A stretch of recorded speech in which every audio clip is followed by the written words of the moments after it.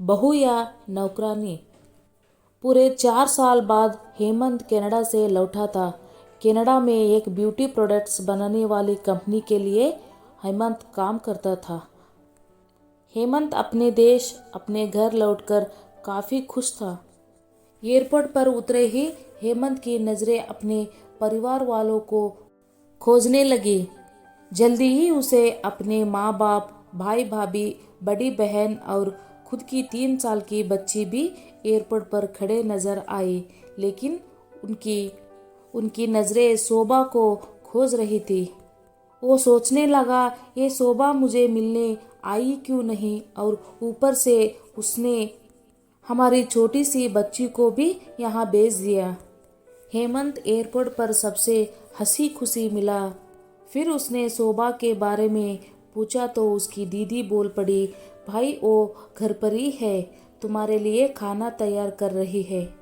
वो तो आज ही तुम्हारे आने की खुशी में काम करने लगी है, वरना वो कोई काम करती कहाँ है।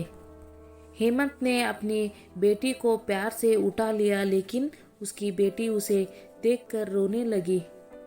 लाओ मुझे बच्ची को, ये तुम्हें काफ़ी दिनों बाद देख रही है ना, इसलिए पहचान नहीं पा रही होगी।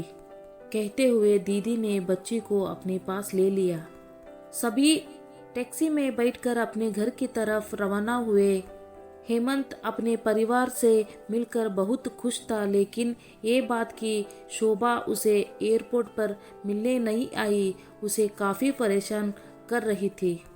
वो सोचने लगा, क्या खाना बनाना इतना ज़्यादा ज़रूरी था, मुझसे मिलने से भी ज़्यादा, और वो भी तब जब मैं 4 साल बाद वापस आया हूँ। इन्हीं ख्यालों में घर तक का आधा रास्ता भी बीत गया। अब उसकी बच्ची उसे देखकर रो नहीं रही थी, इसलिए हेमंत उसके साथ खेलने लगा। बाकी का आधा रास्ता भी खत्म हुआ और सब घर पहुंच गए। गाड़ी की आवाज़ सुन शोभा बालकनी में आकर खड़ी हो गई और हेमंत की तरफ देखने लगी। हेमंत भी जैसे ही गाड़ी से उतरा, उसने पहले दरवाजे के तरफ और बाद में बालकनी की तरफ नजरें घुमाई, जैसे वो शोभा को ही देखना चाहता था।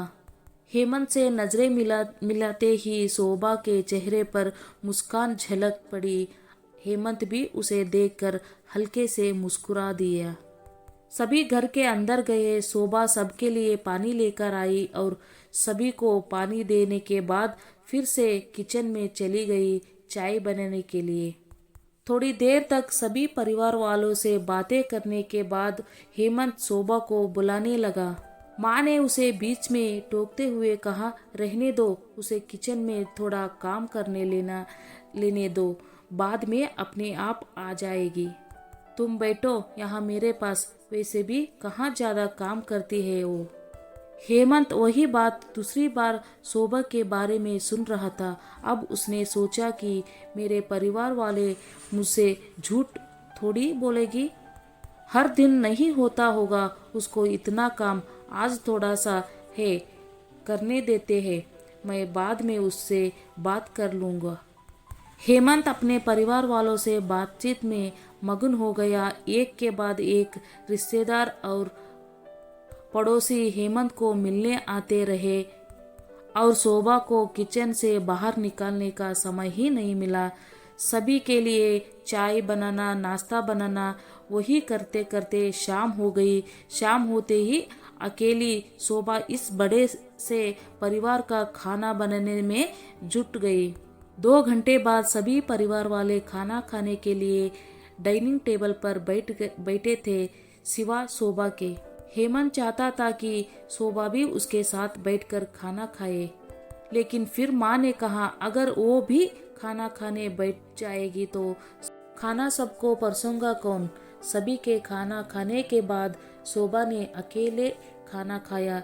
रात को सोने के वक्त हेमंत और शोभा अच्छे से मिल पाए। हेमंत शोभा के साथ काफ़ी बातें करना चाहता था, लेकिन वो उसके चेहरे पर थकान और नींद अच्छे से देखना चाहता था, इसलिए उसने शोभा को परेशान ना करने का फैसला किया। और उसे सोने दिया। शोभा सोने ही वाली थी कि उसकी छोटी बच्ची ने रोने लगी, तो शोभा तुरंत उठकर उसे दूध पिलाने के लिए चली गई। हेमंत कब सो गई उसे पता ही नहीं चला। जब सुबह बच्ची की रोने की आवाज आने लगे तो हेमंत उठा और शोभा को पुकारने लगा। जब शोभा पास नहीं दिखी तो उसने बच्ची को चुप कराया और फिर से सुला दिया।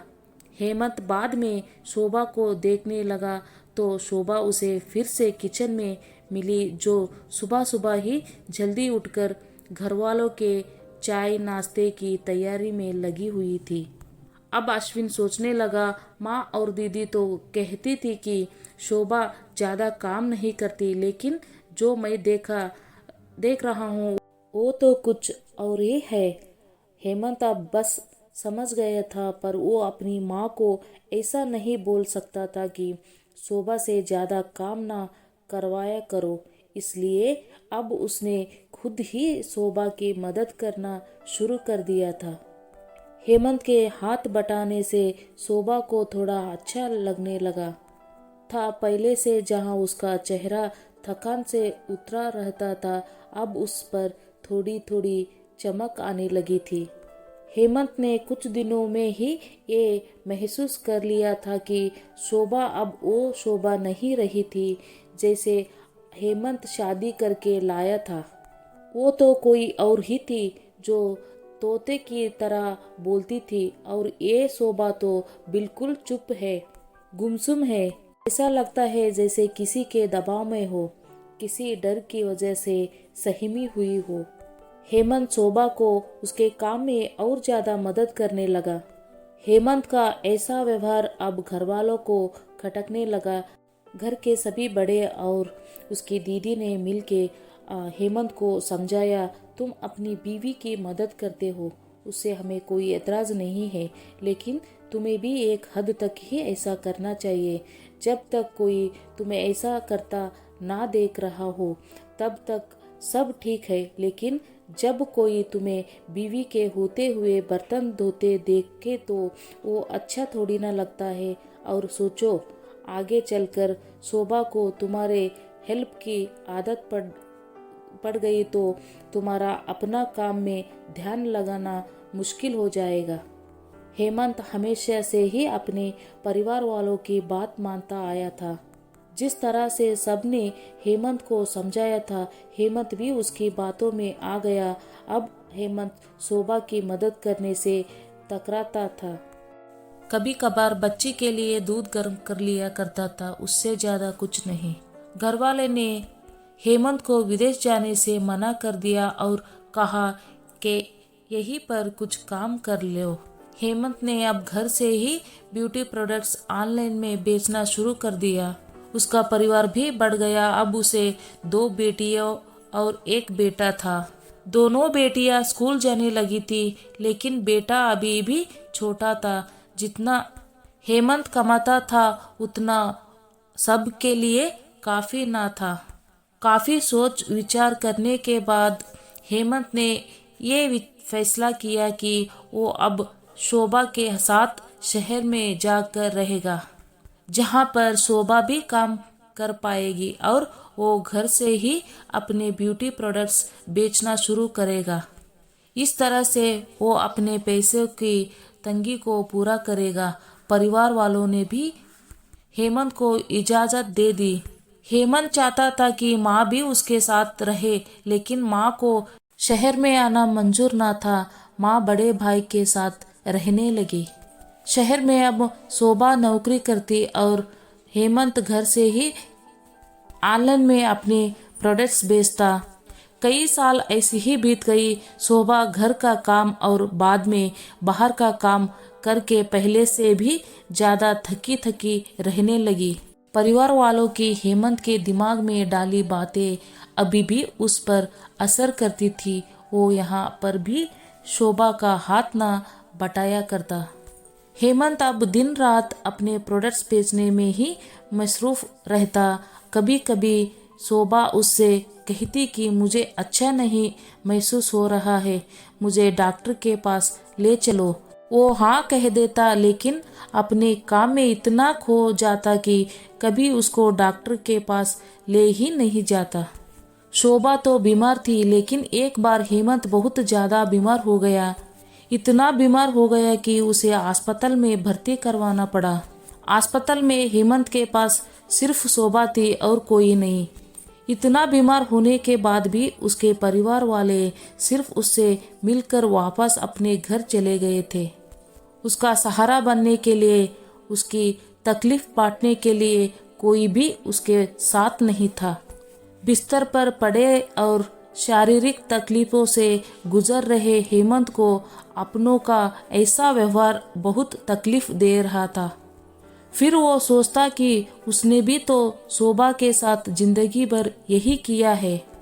क्या वो शोभा का जीवन साथी सिर्फ नाम का ही नहीं था? जब साथ देने की बारी आती थी तो उसने दूसरों के बहकाव में आकर उससे किनारा कर लिया था। यहाँ तक कि शोभा के खुद अपने मुंह से कहने के बाद भी उसकी तकलीफ को वो नज़रअंदाज करता आया था। हेमंत को अब अपना दर्द शोभा के दर्द के आगे मामूली सा लगने लगा। उसके दर्द को ना बांट कर उसने बहुत बड़ा गुनाह किया हो, ऐसा उसे लगने लगा। पश्चाताप के आंसू हेमंत की आंखों से बहने लगे। उसने अपनी सारी गलतियों और गुनाहों के लिए शोभा से माफ़ी मांगी।